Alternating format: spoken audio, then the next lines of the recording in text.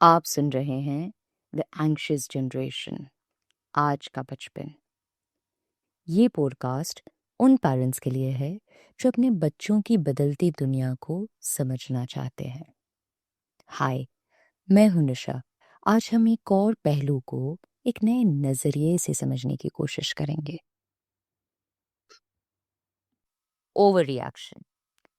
बच्चा क्यों over react करता है एंड हम क्या कर सकते हैं।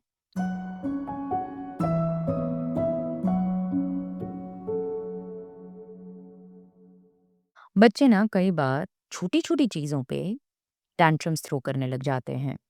कई बार पब्लिकली पेरेंट्स को एम्बैरस करते हैं, ज़ोर से जवाब देते हैं, बैक आंसर करते हैं, या फिर एकदम गुस्से में खड़े होकर कमरे में चले जाते हैं, दरवाज़ा धड़ाम से बंद कर देते हैं या ज़मीन पर लेट जाते हैं। पेरेंट्स कई बार एम्बैरेस्ड फील करते हैं तो वो भी ओवर रिएक्ट कर जाते हैं। बच्चे को ज़ोर से चिल्लाते हैं, थप्पड़ मार देते हैं या उनकी पिटाई कर डालते हैं एंड खींच कर उस जगह से ले जाते हैं। इन सिचुएशंस में पेरेंट्स खुद सोचते हैं, आई एम श्योर आपको भी ये सवाल आया होगा, कि हम हमारे गुस्से को कैसे कंट्रोल करें और ये बच्चा ऐसा करता क्यों है इतनी छोटी छोटी बातों पे। आज का एपिसोड उन्हीं चैलेंजेस को एड्रेस करने के लिए है। नंबर 1, वो ऐसा ओवर रिएक्ट करता क्यों है, एंड सेकेंडली हम क्या कर सकते हैं। तो माय डियर पेरेंट्स, सबसे पहले हम समझते हैं कि ये बच्चा आपको हर्ट करने के लिए या इंटेंशनली आपको बुरा महसूस करवाने के लिए ऐसा नहीं करता है। कई बार ना आपका जो रिएक्शन है, certain times it's just that last straw in that sequence of activities. You know, पूरे दिन का प्रेशर, स्कूल का प्रेशर, पढ़ाई का प्रेशर, कंपैरिजन, बहुत सारी चीज़ों में वो जब स्ट्रगल करता है और उसे वो रिज़ल्ट नहीं मिलता है जिसके लिए उसने इतने एफर्ट्स लगाए थे। दूसरे बच्चे उससे ज़्यादा बेहतर कर पाते हैं एंड छोटी छोटी बातों पे वो सोचता है कि यार वो इतना अच्छा कर पाते हैं और मैं बिल्कुल कर ही नहीं पाता हूँ। आस पास से थोड़ा सा ह्यूमिलिएशन महसूस करना, थकान महसूस करना, ये सारी चीज़ें ना कई बार जमा होती रहती है एंड देन एक छोटी सी बात लास्ट स्ट्रॉ बन जाती है। रिएक्शन अक्सर उस चीज का होता है जो उस मोमेंट से पहले ऑलरेडी बच्चे के साथ चल रहा होता है। अब ऐसी सिचुएशन में जब बच्चा ओवर रिएक्ट कर रहा है, सोचो हम क्या करते हैं। क्या हम भी उन्हीं की तरह रिएक्ट कर जाते हैं? अगर वो चिल्ला रहा है और हम भी चिल्ला रहे हैं, अगर वो अपसेट है और हम उनके ऊपर और अपसेट हो जाते हैं, डू यू थिंक उसे सिचुएशन बेटर होगी? नहीं, वॉर छिड़ जाएगा, राइट? डॉक्टर डेनियल स्पेलबर्ग ने एक बड़ी इंटरेस्टिंग सी बात बताई in his books no drama discipline, जिसमें ही मेंशंस कि हमारा जो ब्रेन है ना, वो 2 हिस्सों में उनके फंक्शंस जो है डिस्ट्रीब्यूटेड है। एक ब्रेन जो ज़्यादा एनालिटिकल, लॉजिकल, डिसीजन मेकिंग में हेल्प करता है, एंड लोअर ब्रेन जो ज़्यादातर इमोशनली ट्रिगर्ड ब्रेन होता है, जिसमें इंस्टेंट बिना प्रोसेस किए रिएक्शन आता है। अभी जब कोई सिचुएशन अचानक से आती है और हम देखते ही रिएक्ट कर जाते हैं, वो हमारे लोअर ब्रेन से ऑपरेट होता है। लेट्स अंडरस्टैंड कि हमारा जो बच्चा है ना, उसमें उनकी जो आगे की ब्रेन है वो ऑलमोस्ट 25 साल तक की उम्र तक ना डेवलप्ड नहीं होती है। अब वो लोअर ब्रेन से ऑपरेट कर रहा है, जिसमें वो खुद अपने इमोशंस को नहीं समझ पा रहा है। इन सिचुएशन में हमें क्या करना चाहिए?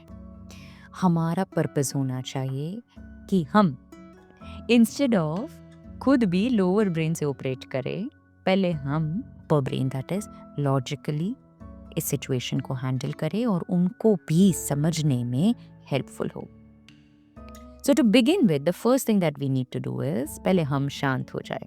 आप अपने आप को ऑब्जर्व कीजिए कि जब आप किसी चीज़ के लिए मना कर रहे हैं, टोक रहे हैं, जिस तरीके से उसे टोक रहे हैं, your facial expression, your tone, your body language कैसी है। Secondly, help your child label the emotions, उन्हें हो क्या रहा है, instead of labelling the child कि वो बहुत एडमेंट है, तुम हमेशा गुस्सा करते रहते हो, तुम हमेशा ओवर रिएक्ट क्यों करते हो, तुम हमेशा इतने दुखी क्यों रहते हो, तुम ऐसे हर बार बैक आंसर क्यों करते हो, की जगह helping them label the emotions कि मुझे पता है तुम्हें गुस्सा आ रहा है, तुम अपसेट हो, तुम्हें बुरा लग रहा है, तुम उस व्यक्ति से नाराज हो। जब हम इमोशंस को लेबल करते हैं, बच्चा खुद समझ पाता है कि उसे एग्जैक्टली क्या अनुभव हो रहा है, और वो जो खुद है ना, वो उस अनुभव से बियॉन्ड है।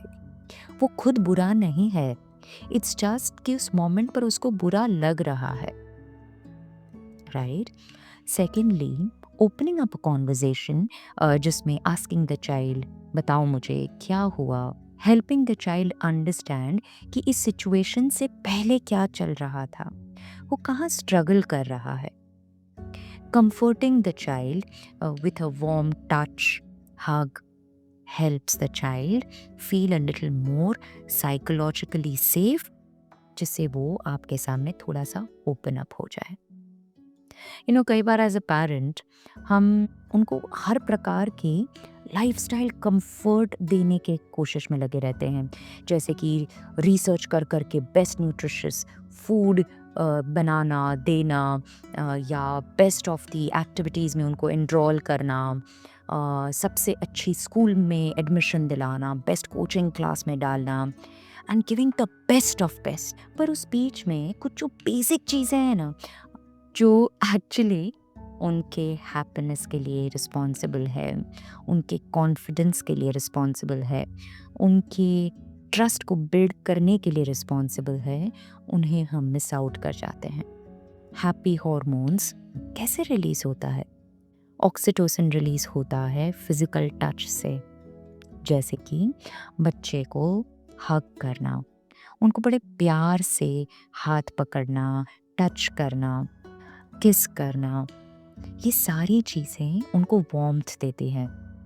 और ये साइंटिफिकली प्रूवन है कि ये कम से कम दिन में 7 बार करना मस्ट है, to help the child feel connected to you and experience those happy hormones, right? So I hope कि आज के इस एपिसोड में you would have been able to identify कि हमें क्या नहीं करना है, and that is हमें लोअर ब्रेन से उन्हीं की तरह ऑपरेट नहीं करना है। हमें थोड़ा और मैच्योरली लॉजिकली सिचुएशन को हैंडल करते हुए उन्हें भी अपर ब्रेन से ऑपरेट करना सिखाना है। सेकेंडली, उनके साथ ओपन कॉन्वर्जेशन करना है ताकि वो ये सीख पाए। सेल्फ रेगुलेशन के लिए deep breathing, slow breathing, humming, touch, ये सारी चीज़ें आपको हेल्प कर सकती हैं और आपके चाइल्ड को भी। So I hope this episode has helped you become more aware, and ज़रूर उन पेरेंट्स के साथ भी शेयर कीजिएगा whom you think can benefit. Looking forward to see you soon back again in the next episode. Till then, bye-bye.